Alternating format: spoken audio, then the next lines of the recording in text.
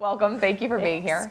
So, we're the whole thematic in the next session is about data monetization. And you are, sort of from the buy side, you're the representative on the panel. And I wanted to start by, because a lot of sort of your colleagues sitting on the panel we're going to talk to soon are really in this world of creative optimization, right? And we're so myopically focused on technology and focused on data and ROI and all that stuff. And, coming from the buy side previously, we know that it's the age-old sort of hat is that if a campaign doesn't work, the creative guys point the finger at the media guys, the media guys point the finger at the creative guys, right? So, I mean, it's the creative guy's fault, right? Always. Yeah. Okay. Even if they have Just a line, so we're clear. even if there's a line on their desk, it's their fault. Yes. Okay. So, I mean, have we gotten past that? Where are we? No, we haven't gotten past that. No, everybody's still pointing at everybody else, and everybody's pointing at. Now we just have more people to point at, right? Because now we can point at it's the technology's fault, the targeting didn't work the way it was supposed to, or we were promised an audience that was actually ultimately smaller than what it was supposed to be. Things didn't serve as much as they were supposed to be. So there's just all sorts of new people to point fingers at. That's all. So you're on your hat. Your title is digital. Yes. Right. And when it comes to, let's just talk about buying video, online video right now, and we'll sort of get into this larger world of TV and video coming together. Sure. I mean, what is the partnership like with your creative partners? I mean, are you guys are you sitting at the same table when you're planning out a campaign? Yeah, I mean, the age-old answer to that is client by client, right? And in some cases, the clients are doing, I think, a great job of making sure that their agencies are walking in lockstep together, and we're brought in from the very beginning of the creative process, and we get to be there for the ideation because we're thinking about somebody has to distribute this, right? That's our job. Our job is to take it once it's formalized and put it out into the market. But if you don't understand where it's going to go in the market, you're probably not creating the right assets, or you're creating the assets in a vacuum. So when we can be there from the very beginning of the process, the quality of the product we get at the end of the day is tremendously, tremendously better. Still, there are other clients who they have their creative brief, they go through the entire process with the creative team. The creative team says, hey, by the way, here's all the different video assets we have for you. Congratulations, go find a place to run them. And now the total scope of what we could do with them is limited by the assets that we were given.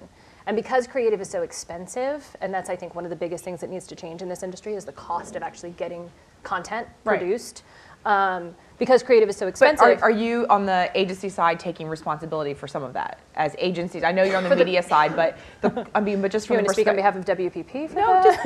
Just in general, like creative agencies are really expensive, right? Creative agencies are really expensive. No, well, I think what it opens up, and it's to the challenge of creative agencies, it opens up opportunities for us to use the content partners that we're buying media from to produce the creative for us. It opens up the opportunity for us to say, well, yeah, you want to do this special campaign. By the way, we have this little sister agency that we work with. They're tiny. They have, but they can get something done really nimble and opportunistic and quickly and get it out the door, and it'll be half the price of what you would pay your big creative agency, who is your creative AOR, to get it done. And I think these little guys are starting to eat at the big creative agencies. And yet there's continued consolidation. Yes. So it's fascinating. Yes. Just human behavior itself. Back to pointing in directions. Okay, so let's talk about that, right? Because we know, again, another truth. A truth like, more targeted media performs better. Right. Another truth is that if you know who you're talking to by targeting media and you give them a different message that is more relevant, it will probably perform better too. Yes, one would think. But how does that translate for video? Because again, to your point, derivatives of a piece of, source creative is very expensive. Yeah. So do you look to technology solutions? Sure. What's that conversation like? Because I'm sure when you're sitting in a creative agency and you're saying, look, this is a data-driven buy, I've got incredible audience segments, I want creative variance. Yeah. Here's somebody to do it. How's that go? Right. I want to be able to give them option A or option B, or 5 different options or 10 different options based on the consumer that I'm talking to and what their behaviors were in the past and how it's going to, So the creative conversation ends up difficult, I think, because we end up in this conversation of we want all of these additional assets, and then the conversation ends up about cost, and we don't have the ability to do all the cost. The clients are getting frustrated with that too, right? Because they see the opportunity in all of the different creative executions that we can get done and all the different places we can target them and buy them. They want their media dollars to work better for them, right? It's clear that that should be the solution. The clients are getting frustrated that they can't get the volume that they want out of their creative agencies, and it's creating challenges in how they ultimately end up dealing with their budgets on an annual basis. They sit down, they start to divide up the budgets and figure out where they put their money. Well, maybe I need to put more money into creative this year because I want to get all of those assets. But if I take the money out of the media, then I'm not going to be able to get the targeting that I want to get because additional layers of targeting cost extra money. Right. So the math starts to become an issue for everyone. So this lends itself to a really... but that's where technology becomes the opportunity, right? So if we can find a really great technology partner, and there are a few out there, right? If we can find some great technology partners who we can say, okay, if you just give me snippets of the ending, give me, ending A versus ending B versus ending C of that particular piece of creative, and we can find a technology partner who can weave it all together for us, then we should be able to create on-the-fly creative that solves for that problem. Right. But this, so you sort of have broached a larger, the big gorilla in the room is, it is not Google, is that at the end of the day, if we talk about programmatic and being able to scale targeted media, right? Scaling creative as well, that's sort of the ever increasing conversation around, well, maybe programmatic really isn't driving that much efficiency.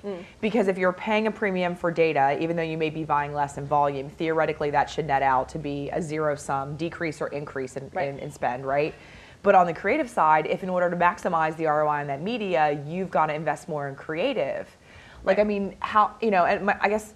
Does the math work? Does the math work? But also, are your creative guys ready for a brief that is decoupled by audience segments? Yeah. Right? I mean, the subtlety between an 18 to 25-year-old versus a 26 to 34-year-old female, that is trying to get pregnant, like, is a 25-year-old, assistant creative director going to get that? Right. It's a great question. I was on a panel a while ago where I was with a head of a company who was on the panel with me, a CMO, and he said he was frustrated with all of his agencies because they weren't bringing him anything new and exciting, whatever, and they weren't being the BS filter that he wanted them to be. And I said, you've got the wrong agencies, and he handed me his card on the stage. It was the best panel moment I had ever had in my life. And in that moment, I realized that that is true of the creative agencies as well. He was talking about the media agencies, but it's true of the creative agencies as well. I think they need to shift how they work. And so the challenge becomes, do you have the right agency? Because if your agency isn't excited about getting those audience segments, about getting all of that information and using it to your benefit, I question whether the agency is there to really help drive your business or there to put awards on their walls. Okay. So I guess, my final question is, do you see an eventuality where the creative agents, we've been talking about disintermediation sort of around it, not really at it, but we've gone around it, right? So like brands going direct, private exchanges, et cetera, in the programmatic side of it, the first conversations we had in the morning. But do you think that there's a chance with all these creative optimization technical solutions, some of which are in the room, that agencies would disintermediate on the creative side as well? Maybe. Yeah, I think there's an opportunity for it. Okay. Thanks, Shenan. My pleasure. All right.